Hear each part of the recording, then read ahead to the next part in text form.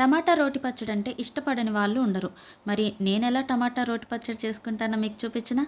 Hello friends, welcome back to my channel Mouni Muchatlu. నేనైతే ముందుగా 5 దోరగా ఉన్న టమాటాలను తీసుకొని బాగా కడిగి చిన్న ముక్కలుగా కట్ చేసి పెట్టుకున్నాను. తర్వాత ప్యాన్ పెట్టి ధనియాలని విడిగా ఇంకా జీలకర్రని విడిగా వేయించుకొని తీసి పక్కన ప్లేట్లో పెట్టుకున్నాను. తర్వాత ఆవాల్ని మెంతుల్ని వేసి ఒకేసారి వేయించుకొని పక్కన పెట్టుకున్నానమాట. తర్వాత అదే ప్యాన్లో 3 టేబుల్ స్పూన్ ఆయిల్ వేసి కట్ చేసుకున్న టమాటా ముక్కల్ని వేసి అండ్ మా కారానికి తగ్గట్టుగా ఒక 2-3 పచ్చిమిరపకాయలు వేసి మూత పెట్టి ఒక 5-6 నిమిషాలు బాగా మగ్గించుకున్నాను. చూడండి, ఒక 5-6 నిమిషాల తర్వాత బాగా మగ్గిపోయాయి. దీంట్లో ఒక చిన్న సైజు చింతపండు అండ్ ఇంకా 2-3 వెల్లుల్లి రెబ్బలు వేసానమాట.